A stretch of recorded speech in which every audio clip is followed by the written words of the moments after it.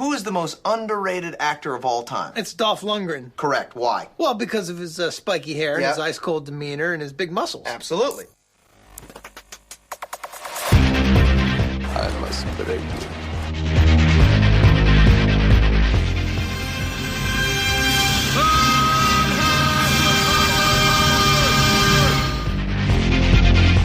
The guilty will be punished. My name is Sergeant Andrew Scott.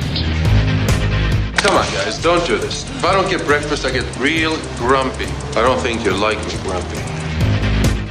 And you go in pieces, asshole. Let's kick some ass.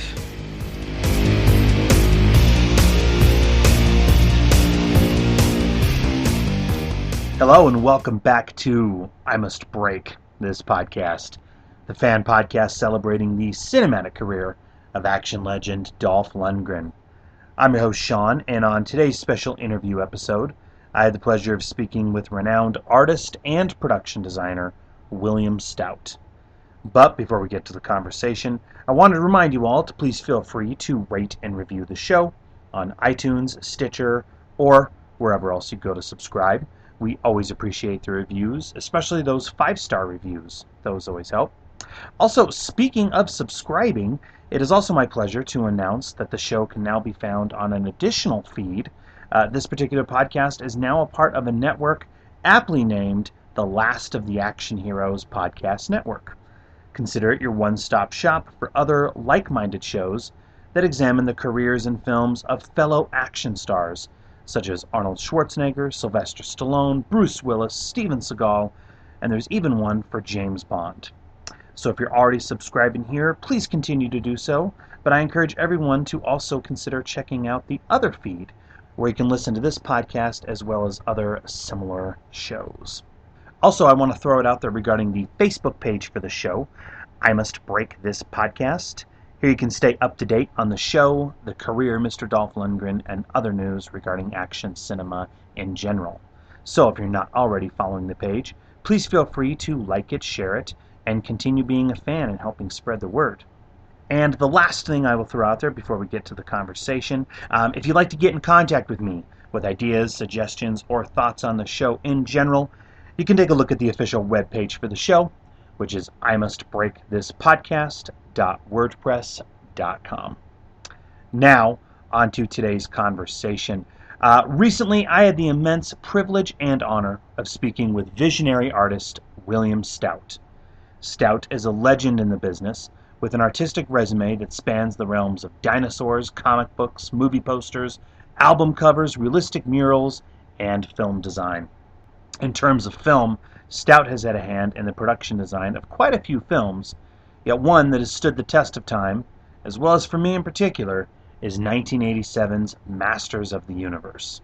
A battle fought in the stars now comes to Earth. Police! Nobody move! I think I'm gonna need some backup. A battle for the power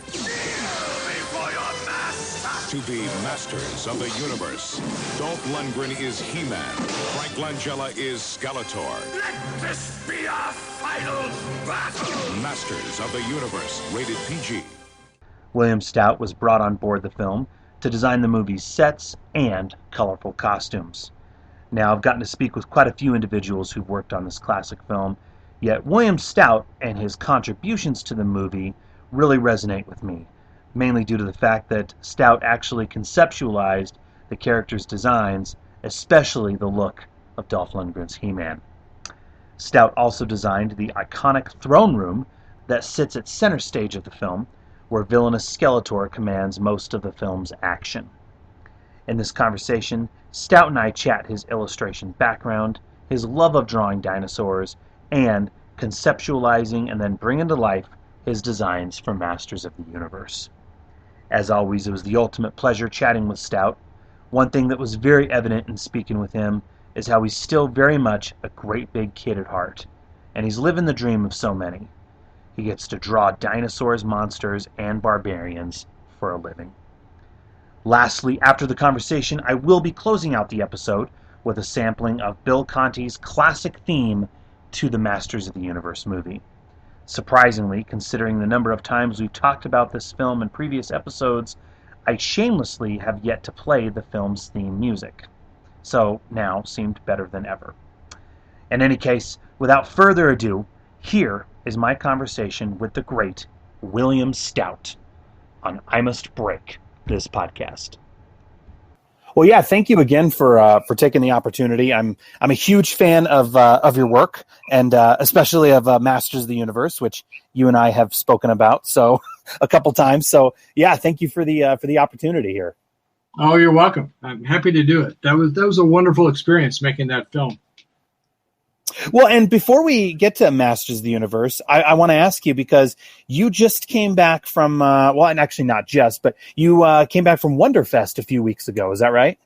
Yeah, Louisville, Kentucky. It's one of my very favorite shows. It's very family-oriented, very intimate, and I go there every year. I do their T-shirt for them each year, and for me, it's like coming back home to family. They're just wonderful folks. Well, and I met you last year at the Fan X, like we were talking about, which is in Utah, and I mean it's very clear you seem to really enjoy going to these conventions and mingling with the fans, which I think is awesome. Well, part of it is the fact that, like most artists, we work alone in a room, and your social skills can atrophy if you don't get out there every once in a while, and plus you don't know if your work is having an effect on people until you do go out and do a show, and you find and monitor the response that people are having to your work. So I think it's a wonderful thing, conventions. Unfortunately, through COVID, I had to cancel about 20 of them. Well, actually, they were canceled on me. So I'm happy to get back in the saddle again. I'm just curious, when you go to these conventions, your career in CV, if you will, has spanned, multiple decades, and you've, worked in a variety of, from film to album covers to, paintings and illustrations and everything. When you go to these conventions, is it Masters of the Universe, your work on Masters of the Universe, that you always get asked about, or is it your work with dinosaurs or, monsters? What I guess are some of the most famous things that the fans call you out on? Well, everyone's different. And, it was interesting. When I first started doing shows, people would come up to me and say, "Hey, I'm a huge fan of your work." And I'd always have to ask, "Oh, which work are you talking about?" And they'd say, "Oh, the album covers, of course, or the movie posters, or your film design, or your comic books." And then around 1993, I came out with 3 sets of trading cards. Each set had 90 different images on it. And it was really great, because what it did was it united my fan base. The people who bought the cards saw, oh, hey, this guy we know for his album covers, he also did movie posters. He also designed films. He also did comics. He also did CD covers. And so it united my fan base, which was just great, because I think I'm probably one of the hardest guys in the world to collect, because I don't stay on anything for a long time. I tell my students the quickest way to get famous is to do the same thing over and over. But that would bore me to tears. So I don't do that. Instead, I bounce all over the place. I used to call it the pinball school of career planning. Well, I mean, clearly, just looking at because I'm actually flipping through the sketchbook that I purchased from you. It's sketchbook number 5, I believe, with the King Kong on the cover. The big gorilla on the cover. Clearly, dinosaurs and the sword and the sorcery genre. I mean, this seems to to be the real big passions of yours. And I have to give you major props, because it's really kind of amazing that you were able to make a career out of doing this type of artwork full time. I mean, I imagine you have to sit back in awe of the fact that you're essentially living every kid's dream, I bet, right? I totally feel that way. I feel like the luckiest guy in the world. I've got the best job in the world. Being paid to draw for a living, holy cow. And especially now at this time in my career, I can draw whatever the heck I want. So I don't even have a problem with having to draw stuff I hate, because I don't do it. Do you have, I mean, I have to ask, I'd be remiss if I didn't ask, but I mean, you have to have a favorite dinosaur to draw or a favorite monster to draw. I mean, I'm an amateur illustrator myself, but, you know, I remember even to this day, actually, if I'm going to sit down and just start drawing, Captain America is usually the number one thing that I will, you know, inevitably gravitate to. Are there any particular monsters or creatures or anything that if you're just going to sit down, you have a favorite? I draw a lot of Tyrannosaurus Rexes. Okay. I'm constantly looking for ways to draw them and show them in a way that hasn't been done before, which is really difficult because I've drawn thousands of them. And so, you know, I try different camera angles. I try low camera. I use a lot of what I learned in film in designing and drawing the dinosaurs. But it's T-Rex is usually my go-to reptile. Or not reptile, go-to bird. So if you don't mind, I was hoping you might be able to tell me like your general story. I mean, because this is what I think is really fascinating. I mean, how are you able to go from illustrating dinosaurs and magazines and album covers and use that as a springboard or a launch pad into Hollywood? What was that step or that transition like? Well, the very first movie I ever saw it when I was 3 years old. This is before we had a television, and it was 1952. Is the re-release of the original 1933 King Kong. It's still my favorite movie of all time. I've seen it probably well over 100 times. Boy, I think it did damage at a genetic level because ever since seeing that film, I've been nuts about dinosaurs and about that movie.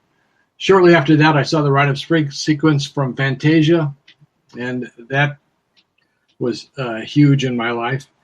But I was going to be a doctor. I was a science math major all through school. And my very last year of high school, very last semester actually, I changed my major to art. The reason being was for my first year of high school, I went to Reseda High School in the San Fernando Valley, and it was a great school. I got a fantastic education there. But then my family moved to a different county, Ventura County, and I started attending Thousand Oaks High School. Well, boy, I was not learning anything there. Most of the teachers were there not to teach kids, but because they'd reached that time in their life where they didn't need to teach anymore. And the school used to try to enforce school spirit, and they made attending pep rallies mandatory. Well, I would ditch the pep rallies, and I would go to the library to try to educate myself because I knew I wasn't getting an education at the high school. And they used to give me detention for that.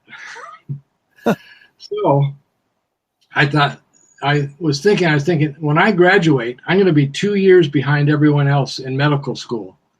So I better have a good backup and maybe think about pursuing some other career. Well, I had been drawing all my life and loved it. And so I thought, well, maybe I'll change my major to art. So my last semester, I changed my major to art. To my parents' credit, they didn't have a meltdown.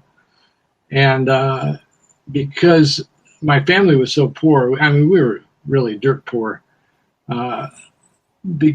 Because I scored perfect scores on my SAT test, the state of California gave me a full scholarship, 4-year scholarship to any university I wanted to go to. So I picked Cal Arts, California Institute of the Arts, which we used to call it by its old name, the Chenard Art Institute. And that's where I got my degree. Now, the thing that helped with me being a science and math major, that came later when I started having to read scientific papers by paleontologists on dinosaurs. I could read them no problem, unlike most artists who don't have that background. And so that allowed me access to that world and to making my dinosaurs as accurate as possible. They had a great policy at my art school in the illustration department. And that policy was that if you got any outside work in the real world, you could turn that in lieu of your homework. Well, my last 2 years of art school, nearly everything I was turning in was real jobs. So it made the transition from academia to the real world absolutely seamless. It was just fantastic. In fact, my best art teacher I ever had, Hal Kramer, he was the head of the illustration department. I ended up studying privately with him for about 25 years. So it's never too late to learn. Well, and I noticed, and I had no idea about this actually, but in looking at and you know, your IMDb profile, I noticed that one of your first Hollywood gigs was doing storyboard work on First Blood. Is that right? Yeah, it's true. Yeah, the IMDb file has about half of what I've worked on. Yeah. They really need to be updated. But my very, very first film was a film I did with the Firesign Theater. This was a 4-man comedy group based in LA who did record albums that were they were comedy albums, but they were unusual. They weren't like any other comedy albums in that you could listen to them over and over and catch new stuff each time you listened. They were really densely layered. And I was a huge fan of theirs. A fellow fan was this comic book dealer named Dave Gibson, and he got permission to reprint a fanzine that the Firesign did for their neighborhood called the Mixville Rocket. And he asked me if I would do the cover. I jumped at the chance because I love the Firesign so much. So I did the cover. The group saw it, and they started having me do all their art. They decided they would make a film called Everything You Know Is Wrong. They had cut the album first, and then they mimed to the soundtrack. So it's sort of the opposite of what they do in Europe, whereas they shoot and then add the sound later. We had all the sound recorded initially, and then we shot the visuals to go with it. I was designing and building props and set dressing, and then I was also an extra in the film. But that really didn't lead me into working in motion pictures. It was just sort of a one-off thing. But then I was working doing movie posters, which was at that time was probably the best paying job in illustration. But I was a big Conan the Barbarian fan. I had read all the Robert E. Howard novels, and a friend of mine, Bob Greenberg, was working on the film as a production assistant. He said, "Man, you got to come down and see what's being done on this film." I was really intrigued because being a big Conan fan. He said, "Ron Cobb is our production designer." And I said, "Ron Cobb? I knew him from being a political cartoonist, certainly not from being a production designer in film." So I was really intrigued to see what this political cartoonist would add to Conan. Well, I was just too busy doing the posters. I couldn't get away. Finally, I got a break in my schedule, but instead of going to the Conan offices, I went to the ABA. That's the American Booksellers Association. It was an event that used to occur every year, usually in either New York or LA. That year it happened to be in Los Angeles. And it's every single publisher and every single editor in the entire country all in one room. So it's a fantastic place for an artist to bring his portfolio and pick up work. You just go booth to booth to booth, and you've got enough work for the rest of the year. Well, when I entered that, the first person I happened to run into, by sheer coincidence, was Ron Cobb. And he said, "Bill, you are my first choice of who I want to work with on Conan in the art department, but I have an agreement with John Milius, the director. He has veto power over anybody I want to bring in. I have veto power over anybody he wants to bring." So he said, "Would you mind coming in and leaving your portfolio for John to look at?" And I thought, well, this might be fun, learn how to make movies. And so actually the next day I went to the Conan offices, and John Milius happened to be there. And he looked through my book. He remembered a story I had done for heavy metal that he really loved. It was a Harlan Ellison story called Shattered Like a Glass Goblin. Quickly flipped through the rest of the book, handed it back to me, and John's a sort of a bigger-than-life kind of guy. And as he approached the doorway, he turned his head over his shoulder and said, "Hire him." And so I went in to talk to Buzz Feitzens, our line producer, and he told me how much I would be making on Conan. And I nearly fell off the chair laughing because it was about 10% of what I was making in advertising. But I thought, well, it's just for 2 weeks. It'll be fun to see how movies are made, get a sort of an inside glimpse. What I didn't know is they always offer you 2 weeks to do your job. They want to find out if you're a jerk or not. If you're not a jerk and you do great work, well, they extend it. If you are a jerk, once your 2 weeks is up, you leave and there's no hard feelings. So the 2 weeks on Conan ended up being 2 years. And Buzz Feitzens was also the line director on First Blood. And so he hired me to storyboard all the action scenes in First Blood. But that first 2 years, that's what got me into the film business. And boy, talk about being in the right place at the right time. When I started on Conan, our receptionist was Kathleen Kennedy. And my office was across the hall from Steven Spielberg's office. So Ron Cobb and I would work on Conan during the day and then run across to Steven's office and kick around ideas for Steven's next film, which was Raiders of the Lost Ark. And so it was an unbelievable time to get in the film business, and I got in with all the right people.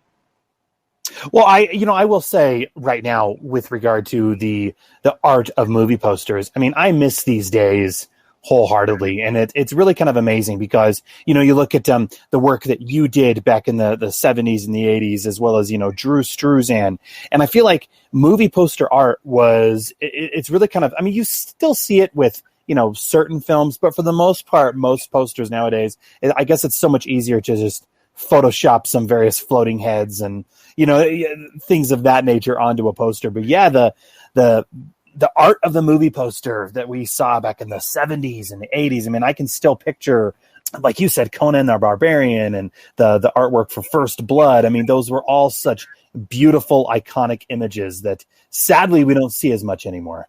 Yeah, I feel incredibly lucky to have worked in the last golden age of movie posters. Seiniger and Associates, run by Tony Seiniger, was the art studio that I went to get almost all of my poster jobs. And it was one of the most exciting places in LA. You'd never know what you're going to see. Maybe I'd walk in and I'd see Drew Struzan's latest poster, which was sort of a cross between Alphonse Mucha and J.C. Landecker, or Dan Gouzet's poster for Streets of Fire, which looked like Russian agitprop. I mean, it was just spellbinding. It was absolutely incredible. And it paid phenomenal. Yeah. It was just really amazing. So I feel really lucky to have been a part of that. In fact, to this day, the most famous piece I've ever done is the 1977 poster I did for the animated feature Wizards. That is still everyone's favorite image of mine. Well, okay, so Masters of the Universe. I mean, you and I have spoken about this one, and it's really no big secret that this has always been a personal favorite of mine. And I'm saying this wholeheartedly from the bottom of my heart. I honestly think that one of the many aspects about it that help the film stand up and still be so enjoyable is the film's amazing production design. So I guess before we talk about the production design, how did the project come across your desk? Was it were you approached because you already had experience illustrating the sword and sorcery genre already, or how are you approached? Well, every January I usually get about 5 film offers, and I'd weigh each one and decide, okay, which one do I want to do? And that year I got on Masters was no different, except I had stopped doing production design. My first film as a production designer, in fact, I should explain what production design is. The production designer is the person who is responsible for everything that you see on the screen except for the performances of the actors. So when I'm a production designer, I'm in charge of all the sets, set design, costume design, special effects, makeups, special effects in general, set decorating, art direction, all that stuff. So I had done that for 2 years on a Godzilla film that never got made, sadly. And then I was hired as production designer for a film that's become a gigantic cult movie called The Return of the Living Dead. It's a zombie movie. It's very funny and very scary, which is tough to pull off. It was written by and directed by Dan O'Bannon, who wrote Alien. And that was a really my trial by fire. It was a very rough film to make. And for a while, I'd stopped doing production design. But then I got hired to do the storyboards for Masters of the Universe. And I enjoy doing storyboards. It's like directing on paper. And the director, Gary Goddard, he and I hit it off right from the start. We had all the same passions and joys and stuff. He was a big Jack Kirby fan. I was a big Jack Kirby fan. I had got to ink an issue of The Demon for Jack. And so we were able to speak in a sort of a shorthand, actually. If I showed Gary some of my designs and he said, can you Kirby it up a little bit more? I'd know exactly what he's talking about. Whereas the production designer on the film, when I started, his name was Jeff Kirkland. He was a Brit, and he and Gary almost never saw eye to eye. They were butting heads constantly. Now, Gary is one of the best pitchmen in the business. I've never seen a better salesman than Gary. And I remember one day he was taking all the Mattel brass around to the various departments on Masters of the Universe, and giving him what we used to call the dog and pony show. Well, he saved the best for last. He saved the art department for last. And by the time they got to the art department, these Mattel guys, man, they could almost taste this movie. They were so excited. You could see Gary had them incredibly pumped up. And at the finish of his spiel, Gary turned to Jeff for reaffirmation. And Jeff kind of looked up slightly from his desk and said, "It's not going to be too awful." Well, that burst the balloon. And about 2 weeks later, Jeff left the film. But he recommended that I take over as production designer. And it was weird because I was informed I was the new production designer at 10 a.m. By noon, I was getting congratulatory phone calls from all over the business, even before my family knew. And it just shows you what a small world the world of cinema and filmmaking is. Well, and so just so I can be clear, I mean, because looking at the film as the production designer, you were responsible for designing the characters' costumes as well as the Eternian sets, as well as Skeletor's throne room. Is that right? That's correct. And that throne room, that was the biggest set Hollywood had seen in about 40 years. Took 2 sound stages, and I knocked out the wall in between them to build that gigantic set. Once word got out, everybody in the business wanted to see this set, and they all wanted to have their picture taken on the throne to all the power of the universe, of course. So, but yeah, we had movie stars, directors, producers, everybody coming to Laird Studios to see the set. The studio that we shot it at, Laird Studios, used to be Desilu Studios, and before that it was Selznick Studios, and before that it was RKO. It was the studio that made King Kong. And so I felt right at home. Sometimes if I had a spare moment, I'd look around and see if I could find any sort of little remnant from Gone with the Wind or from King Kong, but nah, that stuff was all gone.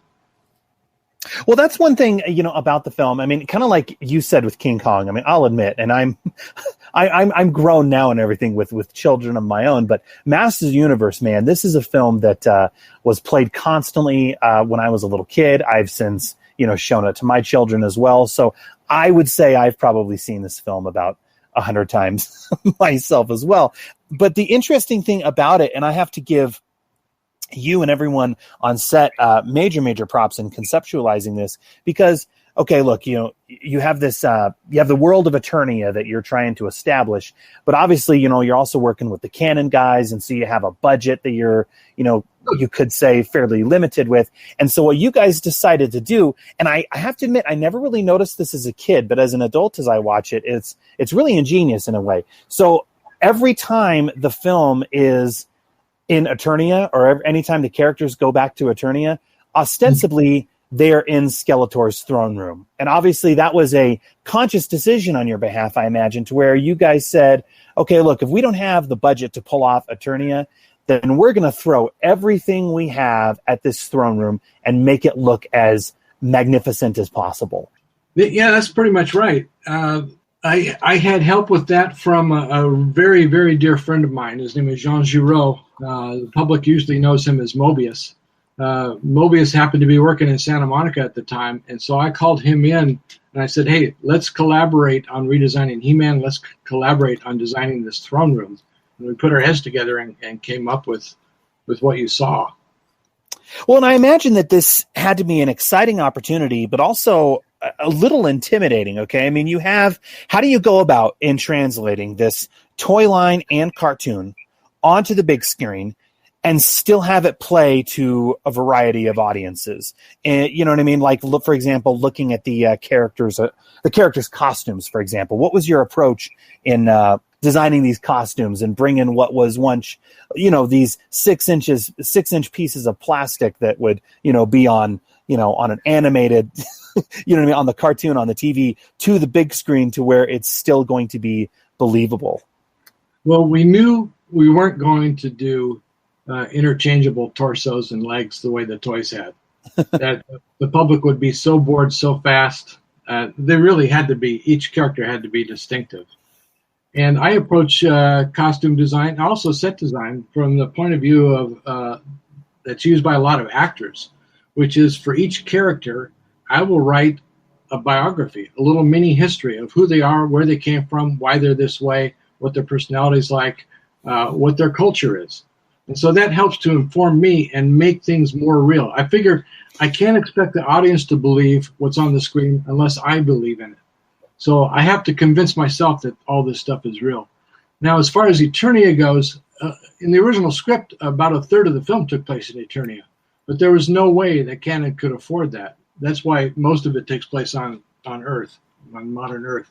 But those characters, man, that kind of stuff is really fun for me to do. A lot of what I do for motion pictures is character design. I did the first designs for The Predator, designed the big bug at the end of Men in Black. Just that for me is it's a fun gig. Plus, it doesn't take very long. The other problem I have with production design is if I agree to production design a film, I'm also agreeing that I'm not going to see my sons for 1 to 2 years. Because if I'm doing my job right, I'm working 7 days a week, minimum 18 hours a day. The only time I see my family is when they're asleep. And so I have to ask myself, that's a pretty heavy price to pay. Is it worth it? And so for the most part, it's usually not. Plus, the other problem that enters into it is I don't care who you are or how good the script is. You never know if the film is going to be successful, is going to be a good film until it's finished and an audience sees it. The audience is always the missing component to the success of a film. And so I can work on a film for 2 years, bring my friends to a screening to see it, and they'll go, "Oh, that's pretty good." Well, I need more than that in my life than, it's pretty good or it's just okay. I want to do work that is superb, that is gets people excited, that is the best that they've ever seen. And that's hard to do in a group project like making a motion picture. Whereas as a painter, it's all on my shoulders. I can make, if it's good because I made it that way. If it's bad because I made it that way. I can't blame anyone else but myself. So that's one of the key issues in making films that was a sort of a stumbling block for me. Plus, my art director, Robbie Howland. Robert was my art director on Return of the Living Dead and Masters of the Universe. And he passed away shortly after that. And that took a lot of the wind out of my sails. It was hard for me to imagine making movies without Robbie by my side. Well, I'll admit, even as a little kid, when I watched this film as many times as I did, I always loved the costumes. And in my head, and this is the honest to God truth, in my head as I watched the film as a little kid, I remember thinking to myself, okay, well, this is how He-Man and Friends would look in the real life. You know what I mean? Like if you took these characters out of the cartoon and put them into the real world, this is how the costumes and the characters would look. And nowadays, at least it seems to me, especially with these comic and cartoon-based films, there's almost this conscious effort on behalf of the production team to make the characters look exactly the same as the source material. And so I feel like, nowadays this almost creates more problems, especially with the look and the tone of the film. But you guys balanced it just right to where you took these characters and, which was let's face it, toy line that was intended for children, but you guys took them and, changed the costumes and, molded the characters to where it's still allegiant and true to the source material, but it's updated for the real world. And I always loved that. It's funny. Frank Langella is one of America's greatest actors. He's done some incredible roles in motion pictures. His favorite role of all time is Skeletor, which when I found that out, that blew me away. He loved Skeletor. He made up a lot of Skeletor's dialogue as well. He really took that role to heart and wanted to make it the best he could possibly make it. Well, and with regard to Dolph Lundgren as He-Man, I have to ask you about this particular costume and about this particular character. So, and I've always wondered this as a little kid. So maybe you can help me, Mr. Stout, and finally bring an answer to this one. So, with the design of He-Man's costume, the addition of the cape. I've always wondered this as a little kid. What was your thought process in putting a cape on the strongest man in the world? Well, initially, I brought Jean Giraud, Mobius, in to help with the redesign of He-Man. And I said, the first thing is we got to get rid of the bangs. I said, he looks like a guy who's in an ABBA sound-alike band. I didn't want him to look like he was from ABBA. So Jean gave him that really cool sort of swept up hair. And then he came up with this great idea, which sadly Mattel fought us on and wouldn't let us use. And that was, they're in the middle of a sort of a world civil war. And there's every man or woman who is available is a warrior. So they have nobody really building their armor and their gear that they need to fight. So He-Man picks up scraps of metal from machines and other things and straps them onto his body to create body armor, which I thought was absolutely brilliant. And then I thought the cape was important because I wanted there a contrast to be between his very blonde hair that Dolph has and his sort of a bronzed body against a blue. That's a great color combination. And it would form a sort of a silhouette every time his cape was spread. You would see the magnificent body that Dolph had. So that's how that came about. Well, and then you were also tasked to design the characters and costumes for brand new characters in the film. I mean, that's the other thing that's so fascinating is, the entire Masters of the Universe toy line is vast, especially in terms of the villains. But for this particular film, Canon and Mattel basically created new characters that were going to be in the toy line. So we had the characters of Karg, Blade, and Storied. I'm curious, did Canon and the Mattel company, did they give you parameters in these character designs, or were you completely allowed to have free reign with their designs? Have you assembled the mercenaries?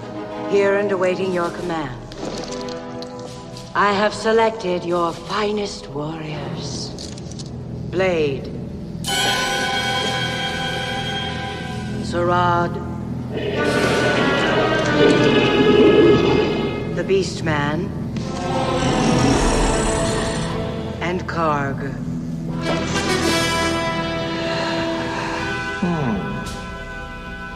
A curious quartet. He-Man has slipped away from me. I want him back. This must happen before moonrise.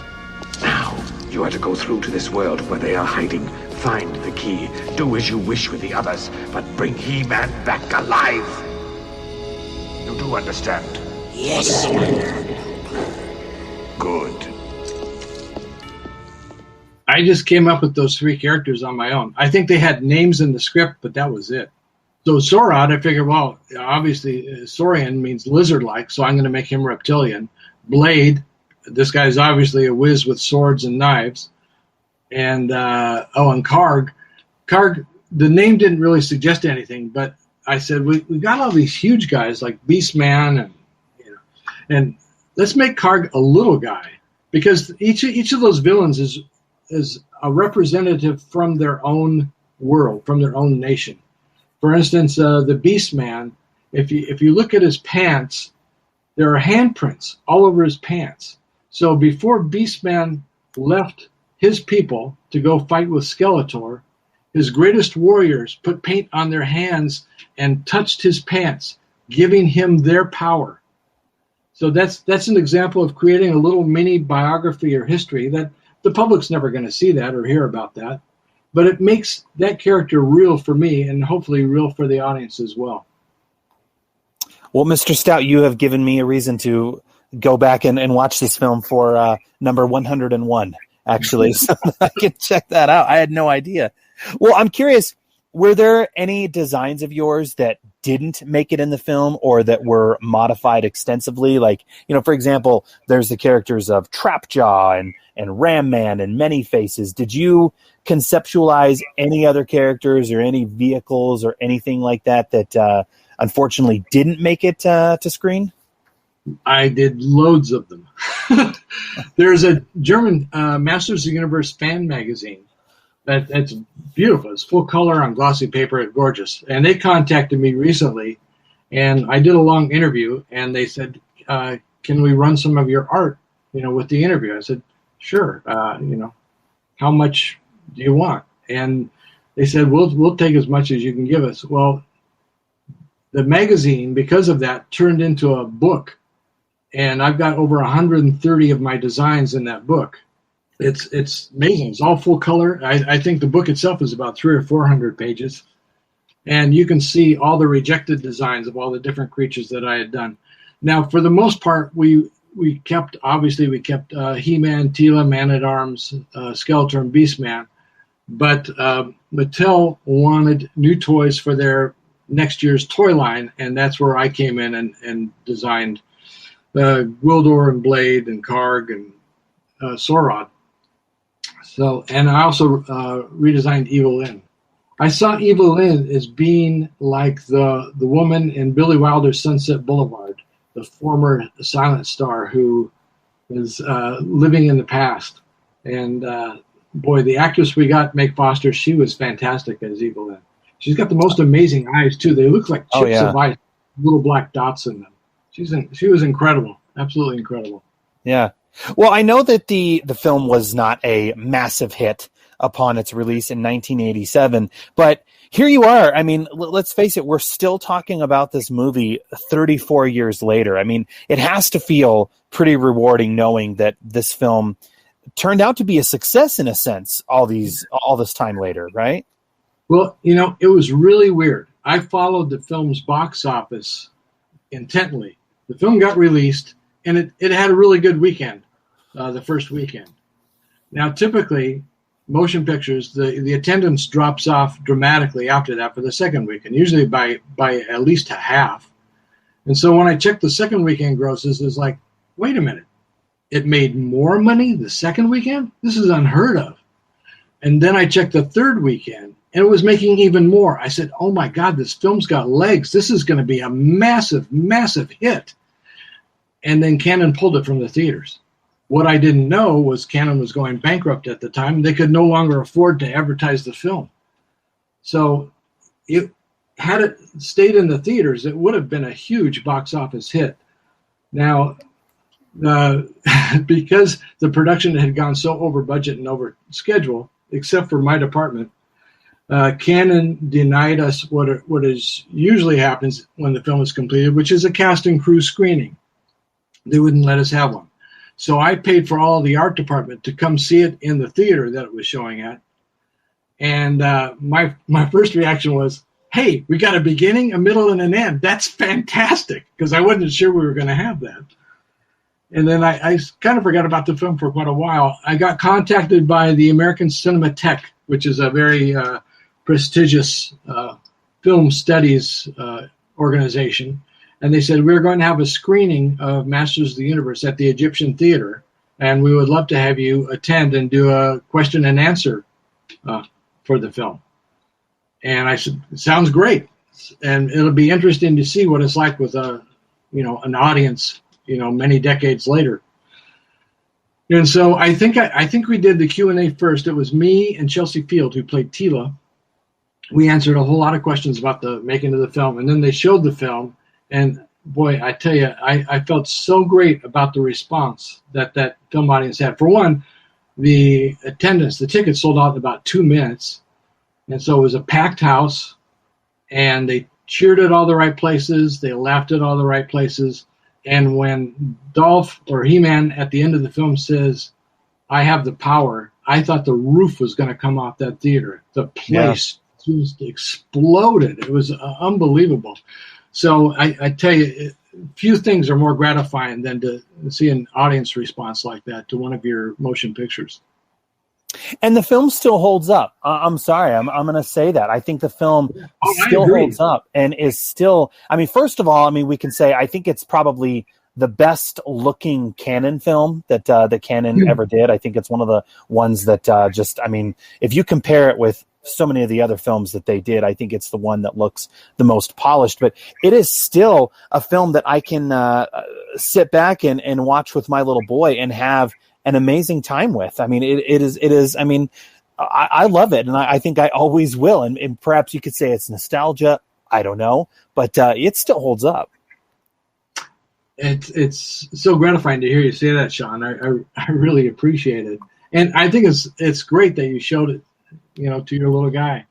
Yeah. That's so cool. Yeah. Well, look, I wanted to ask you about another project that you worked on, and this is something else I'd be remiss if I didn't ask you about. So, in addition to Masters of the Universe shaping a good portion of my childhood, there was another toy line and cartoon that I absolutely loved, and that was Dino Riders. And yeah, I had no idea, but you had a hand in this as well. Is that right? After years of peaceful existence on the distant planet Valoria, Questar and his people were forced into battle. The power of their step crystal ripped a hole in the fabric of time, sending them backward to prehistoric Earth. Unaware that at the same moment the evil Emperor Krulos was plotting to capture the step crystal with his own grotesque Rulon forces. And so, the battle continues in a new place and time with Dino Riders. Sort of. Yeah. I mean, that seems like it's right up your alley. Dinosaurs and right. I mean, yeah. Whenever there's a TV show with dinosaurs, one of the first things the production does is they hire a dinosaur expert, and the dinosaur expert is to show parents' organizations, the PTA and groups like that, look at this is an educational show. We have a world-renowned dinosaur expert on this, so. Your child's really going to benefit from watching this show. Of course, what they don't tell them is that all the as I'm watching the show develop and stuff and reading the scripts and everything, I'm making notes and I send them the notes, which they all completely ignore. They just want my name on the film to get them out of trouble with the parents groups. So Dino Riders, I really had almost nothing to do with Dino Riders except that I was their official paleo advisor, and it was. I had more work to do on a little show called Dink the Little Dinosaur. Okay. They would have what are called commercial bumpers, where when the cartoon story ends for 30 seconds, they show you a little short film before they go to the commercial. And I designed all the commercial bumpers for that series. So that was fun. And that was truly educational. I was designing them in such a way that kids would be learning about each of these different dinosaur species. Well, I mean, look, you have an extensive body of work that I think is extremely commendable and impressive. So, I mean, you should be very proud. And it's been an honor speaking with you. I'm curious, out of all of the films that you've worked on and the books that you've had published and the collections that you've put together, what stands out to you the most? Like your entire catalog of, your entire resume. What stands out to you the most, and would you say you're the most proud of? I guess. Well, two of the best films that I was involved in, one of them was Return of the Living Dead, and it's more popular today than when it came out.